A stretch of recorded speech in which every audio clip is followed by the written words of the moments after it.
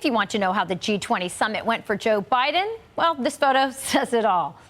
Not only was Joe the last to arrive for the group photo, he's positioned way out in left field playing Where's Waldo with world leaders.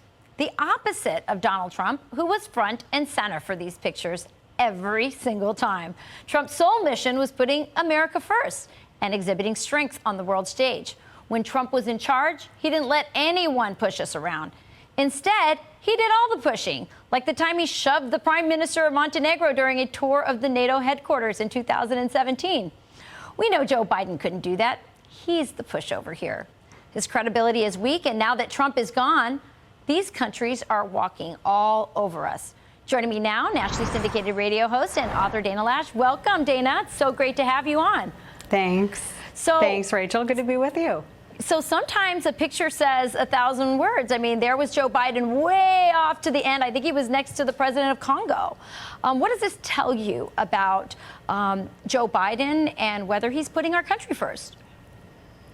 Oh, goodness. This photo, it's so awkward because you're right. He's standing just over to the side. He's like the odd man out. Like it's a group of friends that got together. You know, maybe they had like a backyard barbecue. They're all posing for a photo. And Joe's like the guest of someone who really doesn't know anyone else there. It's weird.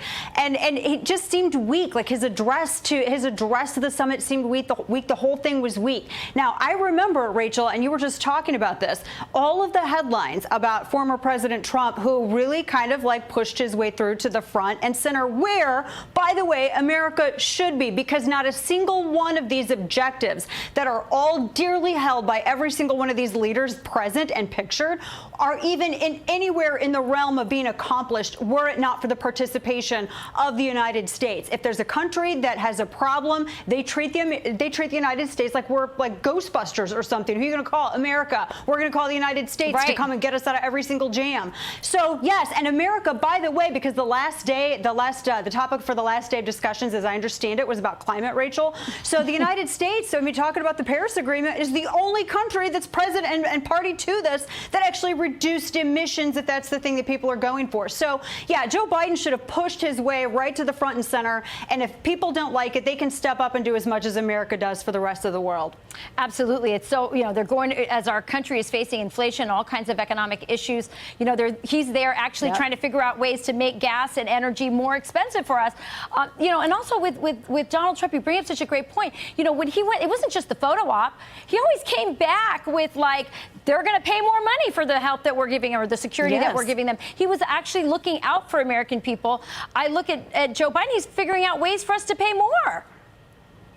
Yeah, no, Trump would get concessions. He would get an agreement. That's why he and Angela Merkel, one of the reasons why they went round and round. Everybody remembers that one picture where Trump was sitting at the desk and Merkel was kind of pointing a finger at him, kind of looking angrily at him. Well, one of the reasons why that conversation, or why there was a little bit of tension there, is because Trump was insisting that Germany pay into as much to NATO as the United States does. It's for your own defense against that common, you know, political enemy. So yeah, Trump would come out with some concessions, and people did not like him because he did not take the flak.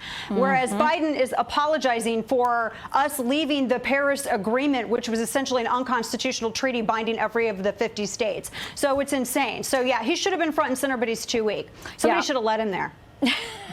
Well, listen, there were 400 private jets that went to the G12 summit where they talked about climate. And then Joe Biden had an 85-car motorcade to go visit the Pope, where they also discussed the weather. How grotesque is all this? It's hypocrisy. I'm not going to be lectured to, nor should you or anyone watching this right now. We should not be lectured to by people who don't even follow their own advice. People who behave like this whole, I get it. There's not a consensus on it. They're acting like it's like a rich person's hobby. Like get crochet like somebody, like a normal person. This is insane. It's sickening. I couldn't agree. And I don't know how to crochet. It's a good one. All right, Dana, thanks so much for joining us. Hey, Sean Hannity here. Hey, click here to subscribe to Fox News YouTube page and catch our hottest interviews and most compelling analysis. You will not get it anywhere else.